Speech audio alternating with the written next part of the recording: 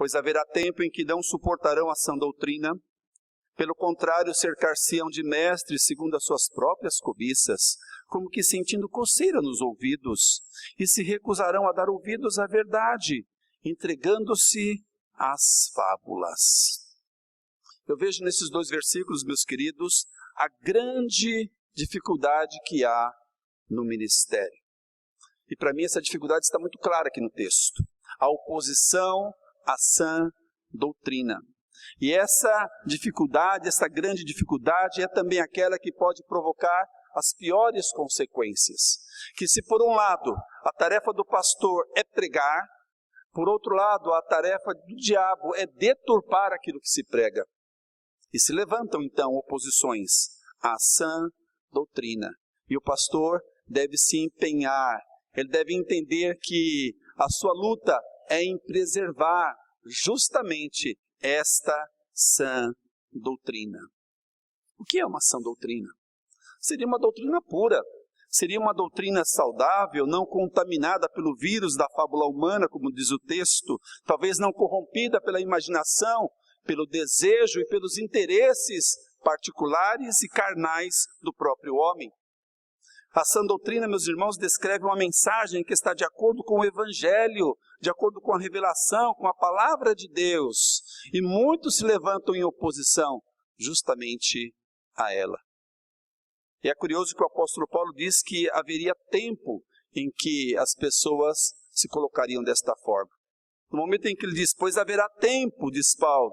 Quando Paulo escreve esse texto, certamente ele está sinalizando, ele está profetizando acerca da oposição que se levantaria dentro da igreja, não fora, mas dentro da igreja, contra a pregação genuína do Evangelho. E eu imagino que se o apóstolo Paulo estivesse vivo hoje, se Paulo estivesse aqui presente entre nós, com certeza, ele iria constatar que este dia, ele já chegou. Afinal de contas, meus queridos, a sã doutrina tem sofrido grande oposição. A sã doutrina nos dias de hoje, ou nos púlpitos das igrejas, é desprezada, ignorada. A sã doutrina ela é substituída, muitas vezes até ridicularizada. É esse o contexto em que nós estamos vivendo. Muitos homens e mulheres já abandonaram o antigo evangelho, como dizia Packer.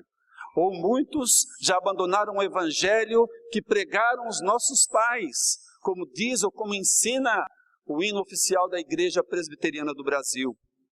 Pessoas se cansaram de ouvir a fiel exposição das Escrituras. Os crentes estão agindo desta forma e estão fazendo, sabe exatamente o quê? Sabe o que essas pessoas estão procurando? Estão saindo à procura de novidades, de outros mestres, como diz o texto. Estão indo à procura de doutrinas que são mais adequadas aos seus desejos e vontades. Estão saindo à procura de outros pensamentos revolucionários e que se harmonizam ao seu próprio querer e à sua própria vontade. E pasmem, estas pessoas estão encontrando aquilo que procuram. Sabem por que estão encontrando tudo isso no púlpito das igrejas? Porque os nossos dias são dias parecidos aos dias do profeta Jeremias. Cresce por aí assustadoramente o número de pastores que pregam uma mensagem deturpada, adulterada, falsificada. Muitos por aí fazem promessas que Deus não fez. Muitos pregam sobre prosperidade, mas não falam de arrependimento, não falam de quebrantamento, não pregam sobre vida santificada.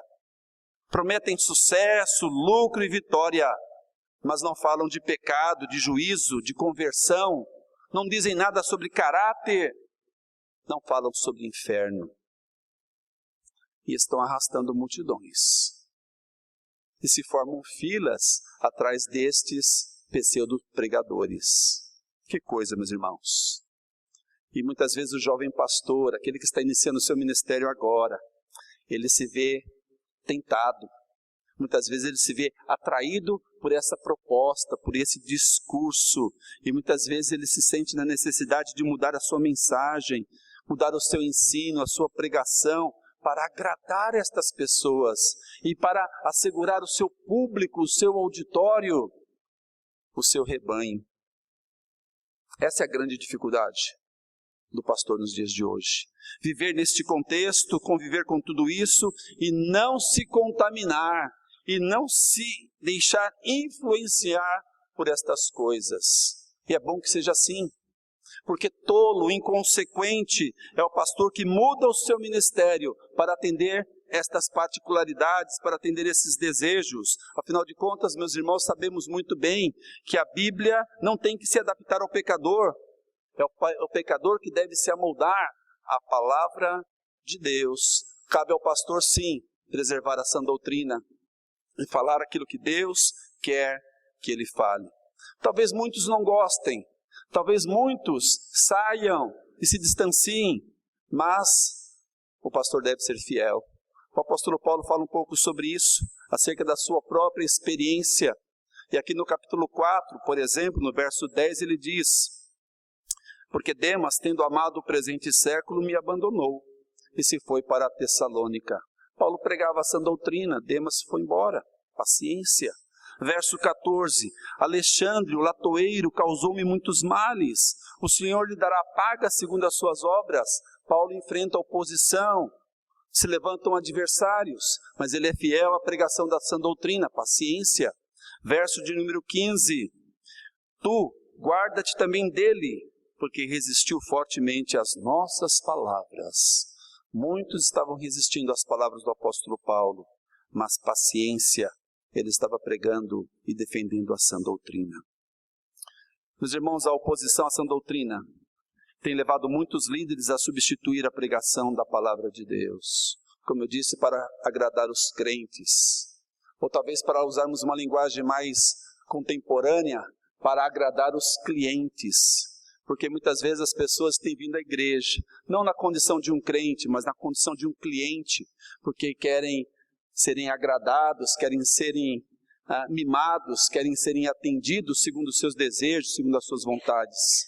Querem sair da igreja com a sensação de que foram bem atendidos, de que foram bem aceitos, de que foram bem assistidos.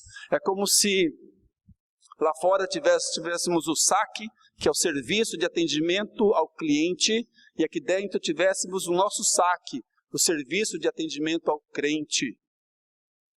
E muitos vão até lá para reclamar e questionar as suas vontades e os seus interesses.